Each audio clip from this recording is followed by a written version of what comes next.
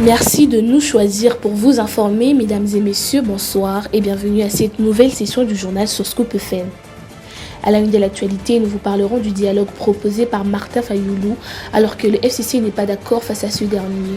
L'inspecteur général des finances Jules Alinguete a été reçu en audience par le chef de l'État Félix Antoine Tshisekedi Tshilombo. Mesdames et messieurs, c'est tout pour le sommaire.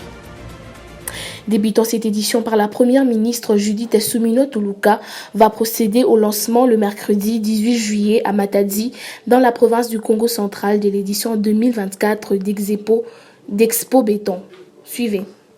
Avec l'organisation de cette activité à Matadi qui aspire à devenir un pôle économique clé, voit en cette exposition l'opportunité de s'affirmer sur la scène nationale et internationale. Expo Béton est un simple salon annuel national qui regroupe tous les acteurs économiques et constructeurs tant national qu'international. En acceptant de lancer cette activité, la première ministre Judith Suminwa Tuluka démontre clairement l'engagement de son gouvernement à promouvoir le développement urbain durable, un axe stratégique central de son programme d'action du gouvernement 2024-2028. Ces programmes visent à aménager le territoire national pour une connectivité maximale et l'organisation d'Expo Béton à Matadi est un symbole fort pour cette vision. Le gouvernement souminois met ainsi en avant la nécessité d'investir dans l'urbanisme et l'aménagement du territoire, deux éléments essentiels pour le développement économique du pays. La 12e conférence des présidents du Parlement panafricain s'est ouverte mercredi 18 septembre à Johannesburg en Afrique du Sud. La République démocratique du Congo y est fortement représentée par une délégation conduite par le président de l'Assemblée nationale, le professeur Vital Kamerhe, accompagné notamment du rapporteur Jacques Njoli, de quelques députés nationaux ainsi que du secrétaire général de l'Assemblée nationale, Gracia Akilimali. Le thème officiel retenu par l'Union africaine pour cette 12e édition porte sur l'éducation et la construction de systèmes éducatifs résilients en Afrique. La 12e conférence annuelle de présidents de Parlement africain examinera aussi plus de 10 jours les questions relatives à la paix et la sécurité en Afrique et leur impact sur l'intégration continentale et les développements économiques. Comme lors de l'Assemblée parlementaire francophone tenue à Montréal, les assises de Jobourg sont une occasion pour le président de l'Assemblée nationale, Vital Kamerhe, dans le cadre de la diplomatie parlementaire, de faire entendre la voix de la RDC et essayer de gagner ainsi 2 alliés face à la guerre lui imposée dans l'Est de la République démocratique du Congo. Le FCC n'est pas d'accord de la proposition du dialogue pour la cohésion nationale initiée par Martin Fayoulou, président de l'ECID. La démarche de Martin Fayoulou divise la classe politique congolaise. Le cas d'Augustin Chibanda, analyste politique, qui fait sa lecture au micro de Christian Muchampa. La première forme serait celle dictée par le chef de l'État, parce qu'il est le seul qui fait face à la problématique.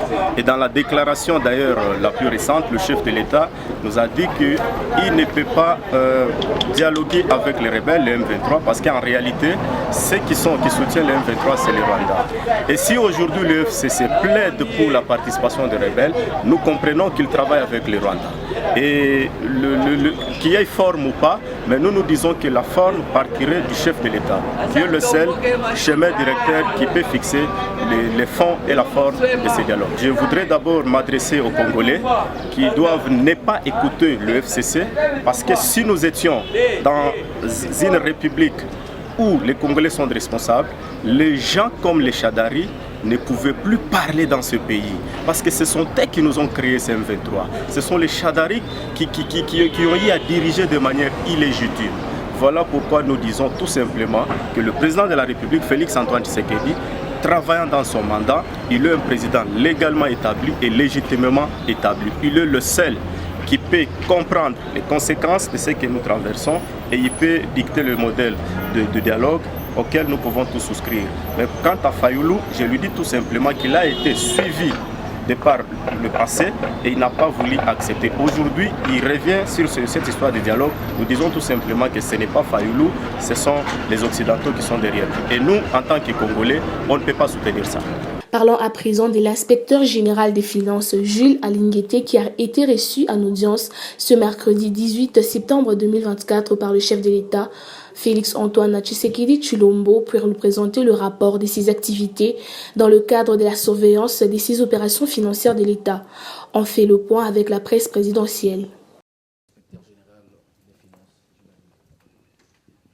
Placée sous l'autorité directe du président de la République, l'Inspection générale des finances poursuit sans emparer sa lutte acharnée contre les antivaleurs, notamment le détournement des deniers publics et la corruption. Reçu en audience par le chef de l'État Félix-Antoine Tshisekedi Tshilombo, Jules Alingué Tekei est venu présenter le rapport de ses activités dans le cadre de la surveillance des opérations financières de l'État. Selon l'inspecteur général chef de service de l'IGF, le président de la République, à travers des instructions claires et précises, souhaite que l'IGF travaille activement afin d'appuyer la mobilisation des recettes publiques. Nous sommes dans la droite ligne des instructions données par le président de la République en vue d'incarner sa vision en matière de lutte contre la corruption, a dit M. l'inspecteur général, chef de service. De son côté, le directeur général de l'autorité de régulation de la sous-traitance dans le secteur privé, Miguel Cachal-Katembe, est également reçu dans la même soirée de ce mercredi par le chef de l'État Félix-Antoine Tshisekedi Tshilombo, devrait pour sa part mobiliser toutes les sociétés sous-traitantes à travers une sensibilisation afin de s'acquitter de leurs devoirs fiscaux, en vue de permettre à l'État congolais de mobiliser les moyens de sa politique. C'est révolu l'époque où le domaine de la sous-traitance échappait au contrôle du pays. Les ressources issues de la sous-traitance sont désormais retraçables et contribuent au budget national. Le DG de l'ARSP a promis au chef de l'État de faire de la sous-traitance le moteur du développement du pays, mais surtout un domaine respecté qui contribue efficacement à l'économie de la République démocratique du Congo. Le commissaire général de la police nationale congolaise en charge de l'appui et gestion, Jean-Bosco Ngalenga Makombo, a été reçu en audience par le gouverneur Jacques Yaboula ce mercredi 18 septembre 2024. L'officier est dans le Haut-Katanga pour, dit-il, sensibiliser les responsables de la police sur la mobilisation des recettes et la bonne gestion des ressources humaines de la police en province. Suivez. Primo, je suis dans sa province en mission. Il est de bonne loi que je passe lui présenter les civilités. C'est la première chose qui a été faite. Et dans les entrefaits, échangeant sur l'objet de ma mission, je lui ai fait part de quelques constatations que j'ai faites parce que j'avais déjà commencé ma mission, qui consiste d'abord en une instruction générale et deuxièmement à la sensibilisation de l'ensemble de la police du Haut-Katanga à la maximisation des recettes et à la bonne gestion des ressources humaines.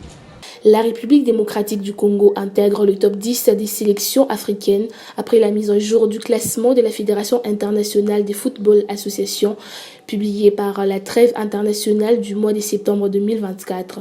D'après ce classement, la RDC gagne une place sur les classements en Afrique et 2 sur l'échiquier mondial, la 60e et la 58e. Cette progression intervient après les 2 victoires consécutives des Léopards de la RDC enregistrées lors de première journée des éliminatoires de la Coupe d'Afrique des Nations Maroc 2025. La prochaine mise à jour de ces classements interviendra dans 35 jours, soit le 24 octobre 2024. Toujours en sport, message du président Moïse Katumbi Chapoué en marge du match retour contre Golden Arrows en Ligue des Champions ce samedi 21 septembre 2024 à la Kamalundo. Suivez. Toto Angleber, batoto atupuisa Mazembe, jambweni. Ekipi yenu iko na match ya nguvu sana. Tuko na match ya nguvu, match retour, ni match mwa nguvu sana. Na mipiki aksanti juu ya maombi ya bakongole bote bale bariombea Mazembe, ba supporter bote atupuisa Mazembe bale bariombea Mazembe. Na mipiki aksanti. Mais ile score haipashe tunaikonsidere. Tukonsidere sa kule tulifanya 0-0 au tuliperdre match.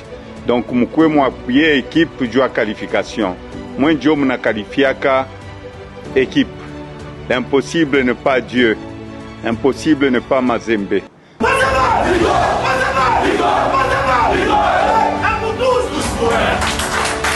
Napikia Aksanti sana komite yetu ya Tout-Puissant Mazembe Muzambi, surtout president wa komite yetu Mundola na komite yake yote Mujima.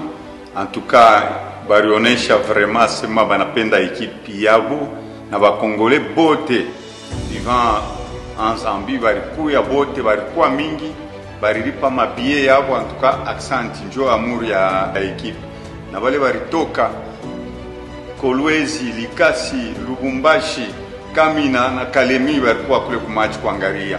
Banaripa maviza yabo. En tout cas murionesha vraiment mnapenda ekipi yenu, njo ile recompense Mungu alitupatia.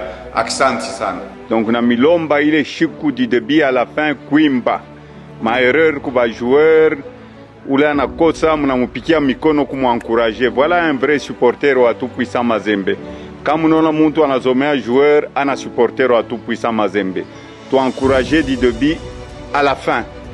Tuko na besoin ya ile qualification, tuko na besoin ya ile victoire, mais tusabu ile victoire ya kule.